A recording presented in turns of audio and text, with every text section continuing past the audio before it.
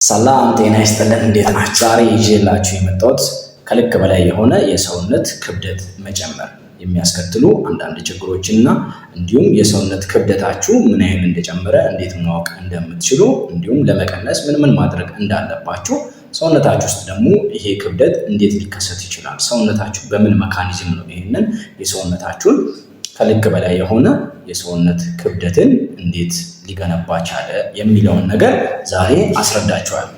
ስለዚህ እስከ መጨረሻው ከኔ ጋር እንድትሆኑ ስል በአክብሮት ጋብዛችኋለሁ። እሺ ጋይስ፣ እንደምታዩት ሰውነታችሁ ምግብ መፍጨት የሚጀምረው አንደኛ አፋችሁ ውስጥ ነው። ማኘክ ገና እንደጀመራችሁ የበላችሁት ነገር እዛ ውስጥ መሟሟት ይጀምራል ማለት ነው። እዛ ውስጥ ሳሊቨሪ ግላንዶች አሉ። እነዚህ ንፍጥ የሚመስሉ ነገሮች እንደምታዩት እነዚህ ሴክሬት ይደረጋሉ ምግቡ ላይ። ከዛ ምግባችሁ ወደ ጉሮሯችሁ ያልፍና በጉሮሯችሁ ጨጓራ ውስጥ ይገባል ማለት ነው። ጨጓራ ውስጥ ገብቶ የጨጓራ አሲድ እዛ ተጨምሮበት ይሄ ምግባችሁ በደንብ ይፈጫል፣ መፈጨት ይጀምራል ማለት ነው። ከዚህ በኋላ የበላችሁት ምግብ ወደ ትንሹ አንጀታችሁ ከፓንክረስ የሚጨመርበት ሰዎች አሉ። ከዛ ወደ ትንሹ አንጀታችሁ የመጀመሪያ ክፍሎች ይገባል። እንደምታዩት እዚች ጋር የበላችሁት ምግብ አብዞርብ ይደረጋል ማለት ነው። ወዴት? ወደ ሰርኩሌሽን፣ ወደ ደም ስራችሁ ውስጥ ገብቶ አሁን እነዚህ የምታዩቸው ሰማያዊ ከለሮች ምግብ ናቸው። ማለት የበላችሁት ምግብ ኒውትረንቱ ነው እና ይሄ አብዞርቭ ሆኖ ወዴት እየገቡ ነው? ወደ ቲሾቹ እየገቡ ነው ማለት ነው። እዚች ጋር እንደምታዩት ዘንድ ግማሹ ያው አብዞርቭ እየተደረገ ወደ ልባችሁ፣ ወደ ሌላ የሰውነት ክፍላችሁ ይሄዳል። ከዛ በኋላ ይሄ ጮማ ነው። ጮማ ውስጥ መጠራቀም ይጀምራል ማለት ነው። ይሁት እንደምታዩት እያንዳንዱ ጮማ ውስጥ ምን አላቸው? ሪሴፕተር አለ። እዛ እየሄዱ ባይንድ እያደረጉ ስቶር እየተደረጉ ማለት ነው፣ ይከማቻሉ ማለት ነው ምግባችሁ። ከዛ በኋላ የዚህ ክምችት ፋይናሊ የት እንደሆነ ይሁት። አንደኛ ሆዳችሁ ላይ፣ አንዳንድ ጡንቻችሁ ላይ እያለ ሰውነታችሁ የተለጠጠ እየጨመረ ይመጣል ማለት ነው። ይሄ ከልክ በላይ የሆነ የሰውነት ክብደትን በዚህ መልክ ነው የምታመጡት። ቦርጭ በዚህ መልኩ ነው የሚመጣው።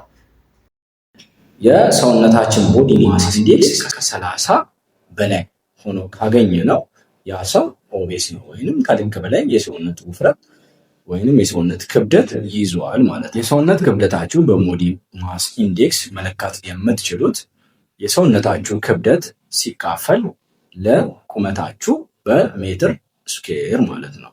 ቁመታችሁ ስኩዌር ይሆናል። ልክ ምስሉ ላይ እንደምታዩት የእናንተ የሰውነት ክብደታችሁ በኪሎግራም ሲካፈል ለቁመታችሁ ሜትር ስኩዌር ይሆንና አካፍላችሁት የምታገኙት ቁጥር ከ18.5 በታች ከሆነ አንደር ዌይት ናችሁ። ስለዚህ ለእናንተ ክብደት እንድትጨምሩ አንዳንድ የጤና ምክሮችንና ወደ ጤና ተቋም በመሄድ አስፈላጊውን ነገር መውሰድ ያስፈልጋል ማለት ነው። ወይንም አመጋገባችሁን በደንብ ማስተካከል ይጠበቅባቸዋል። ክብደታችሁን የሚጨምሩ አመጋገቦችን መመገብ ያስፈልጋቸዋል። የሰውነት ክብደታችሁ ደግሞ ከ18.5 እስከ 24.9 ከሆነ ክብደታችሁ ከ24.5 እና ከዛ በላይ እስከ 30 ድረስ ያሉት ኦቨር ዌይት ይባላል። ኦቨር ዌይት እንላቸዋለን። እነዚህ ሰዎች ተጨማሪ ሰውነታቸው ላይ መኖር ከነበረበት ክብደት ውጪ ተሸክመዋል፣ ወይም ሰውነታቸው ላይ ይሄ ክብደት አለ ማለት ነው። ከዛ በላይ የሆኑ ከ30 በላይ የሆኑ ሰዎች ግን ከልክ በላይ የሆነ የሰውነት ክብደት ስላለባቸው እነዚህ በተጨማሪ አንዳንድ የጤና ምርመራዎችን ማድረግ ይጠበቅባቸዋል። ምክንያቱም ከዚህ ጋር ተያይዘው የሚመጡ ብዙ ችግሮች ስላሉ ማለት ነው። ለምሳሌ የግፊትና የስኳር ምርመራ ማድረግ ይጠበቅባቸዋል። እንዲሁም የልብ ምርመራዎችን ማከናወን ግድ ይላቸዋል። ምክንያቱም ከዚህ ጋር ተያይዘው የሚመጡ ችግሮች ስለሆኑ።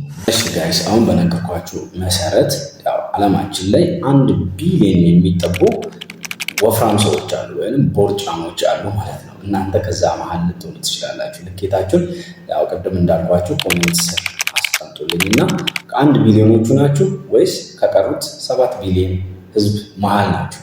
ቦርጭ እንዲመጣ ወይንም ይሄንን ፋት እንዴት አኩሙሌት እንደሚያደርግ መረዳት ትችላላችሁ ከዚህ። ስለዚህ ሁሌም አንድን ነገር ስንበላ በዛ ልክ ማውጣት ያለብን ነገር መኖሩን እንድትረዱ ፈልጋለሁ። ምክንያቱም ባላችሁበት ዝም ብላችሁ ያገኛችሁትን ነገር እዛው በላይ ላይ የምትመገቡ ከሆነ በላይ ላይ የምትጠቀሙ ከሆነ ምንም አይነት ኤክሰርሳይዝ ማታደርጉ ከሆነ ሰውነታችሁ ከቀን ወደ ቀን እየጨመረ በመሄድ ይሄንን የጤና ችግሮችን ሊያስከትልባችሁ ይችላል ማለት ነው። ውፍረት ላይ ወይንም አንዳንድ ሰዎች ቦርጫም እንዲሆኑ ምክንያት ከሚሆኑ ነገሮች አንዱ አኗኗር ዘይቤ ነው። የምንኖርበት የአኗኗር ዘይቤያችን ለዚህ ነገር ያጋልጠናል።